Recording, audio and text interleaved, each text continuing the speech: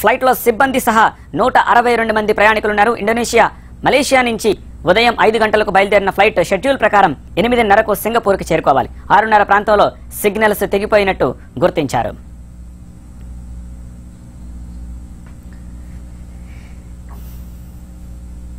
మరిన్ని వివరాలు మా ప్రతినిధి. సివిల్ ఏవియేషన్ మినిస్ట్రీ ఆ అంశం మీద కూడా దృష్టి పెట్టింది. అయితే ఇప్పటిదాకా ఆచూకీ మాత్రం తెలియరావడం లేదు. ఆ మార్గ మధ్యం అంతా కూడా అన్ని ఐలాండ్సే కాబట్టి మధ్యలో ఉన్నదంతా సముద్రమే.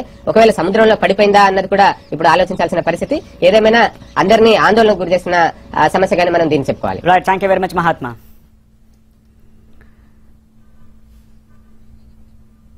మహాత్మా అడిగి తెలుసుకుందాం. మహాత్మా, మీ దగ్గర ఇన్ఫర్మేషన్ ఉంది? ఇండోనేషియాలోని సురబాయా నగరం నుంచి సింగపూర్ వెళ్తున్న విమానం ఇది. ఈ flight service number QZ8501. Air Asia సంస్థకు చెందిన ఈ విమానం ఏటీసీతో సంబంధాలు తెగిపోయినట్టు, అది కూడా ఉదయం 7:20 సమయంలో లాస్ట్ కమ్యూనికేషన్ జరిగినట్టుగా అధికారులు చెప్తున్నారు. ఈ విషయాన్ని ఎయిర్ ఏషియా సంస్థ కూడా ధృవీకరించింది. ఆ విమానంలో ప్రయాణిస్తున్న వారిలో 155 మంది ప్రయాణికులు ఉండగా మిగతా వారు విమాన సిబ్బంది ఉన్నారు. మొత్తం 160. అన్యూజువల్ రూట్ అడిగినట్టుగా అంటే పైలట్స్ ఈ విమానం నడుపుతున్న సమయంలో అన్యూజువల్ రూట్ అడిగారు అని చెప్పి మనకు సమాచారం అందుతుంది. ఎందుకు అంటే వాళ్ళు రెగ్యులర్ గా షెడ్యూల్ ప్రకారం ఉన్న రూట్ కాకుండా వేరే మార్గాన్ని ఎందుకు అడిగారు ఏంటి అన్నది కూడా ఇప్పుడు అర్థం చేసుకోవాల్సిన పరిస్థితి మనకు తలెత్తింది. దీని వెనుక అంటే ఏదైనా హైజాక్ చేసే ప్రయత్నమా లేకపోతే ప్రతికూల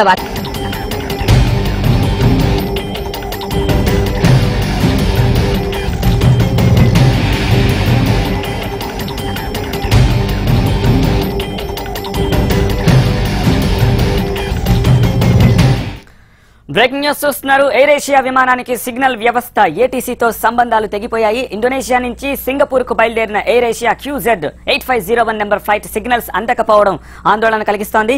ఎయిర్ ఏషియా సంస్థ ఈ వార్తను ధృవీకరించింది. సమాచారాన్ని అందజేసే ప్రయత్నం కూడా చేస్తుంది. ఇప్పటికైతే ఇంకా ఎయిర్ ఏషియా ఆ జాబితాను విడుదల చేయలేదు.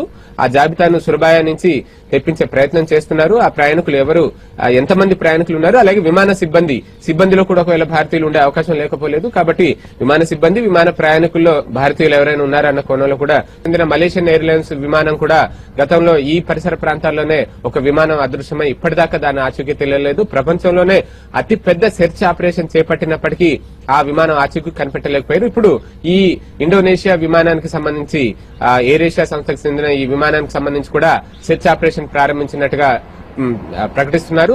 ఇటు ఆ విమానంలో సింగపూర్ కి చెందిన వారు ఉన్నారు, ఇండోనేషియాకి చెందిన వారు ఉన్నారు. ఈ రెండు దేశాలతో పాటుగా ఇతర దేశాలకు చెందిన ప్రయాణికులు కూడా ఉన్నారు. వారి వివరాలన్నింటినీ ఎయిర్ ఏషియా సంస్థ మీడియాకు వెల్లడించే ప్రయత్నం కూడా చేస్తుంది. తద్వారా బంధువులకు, కుటుంబ సభ్యులకు సమాచారాన్ని చేరవేసే ప్రయత్నం కూడా చేస్తున్నట్టుగా చెప్తున్నారు.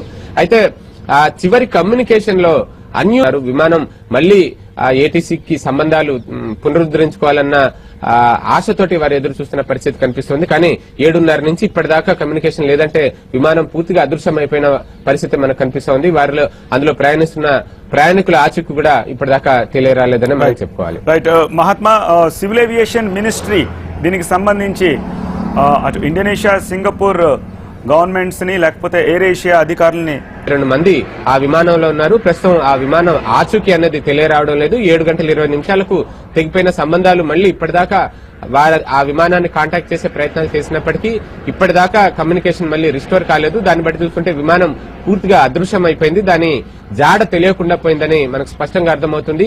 ఇదే ప్రాంతంలో గతంలో మలేషియా దేశానికి అసలు ఏం జరిగింది అన్నది కూడా అంతుచిక్కని మిస్టరీగానే మారింది. గతంలో జరిగిన మలేషియన్ ఎయిర్లైన్స్ విమానం కావచ్చు, ఇప్పుడు ఈ ఎయిర్ ఏషియా విమానం కావచ్చు, రెండు కూడా దాదాపుగా ఇలాగే కమ్యూనికేషన్ కట్ అయిపోయినాయి. దట్టు అన్యూజువల్ రూట్ అడగదాం అన్న దాని వెనుక ఉన్న కారణం ఏంటన్నది కూడా ఇప్పటిదాకా ఎవరికి అంతుబట్టడం లేదు. ప్రస్తుతం ఆ ప్రయాణికుల బంధువులు వారంతా కూడా తీవ్రమైన ఆందోళనలో ఉన్నారు. కాంటాక్ట్ చేస్తుందా? ఎందుకంటే ప్యాసింజర్ లిస్ట్ లో భారతీయులకు సంబంధించిన ఇన్ఫర్మేషన్ తెలుసుకునే ప్రయత్నం ఏమైనా చేస్తుందా? ఈ విషయం ఇప్పుడిప్పుడే ప్రపంచానికి తెలిసింది. అంటే ఈ ఎయిర్ ఏషియా విమానం అదృశ్యమైన విషయం కొద్దిసేపటి క్రితమే ప్రపంచానికి తెలిసింది. అందులో ఒకవేళ భారత ప్రయాణికులుంటే ఎయిర్ ఏషియా సంస్థ ఖచ్చితంగా వెల్లడిస్తుంది. ప్రయాణికుల వివరాలన్నింటినీ కూడా వెల్లడించాల్సిన బాధ్యత ప్రస్తుతం ఎయిర్ ఏషియా మీద ఉంది.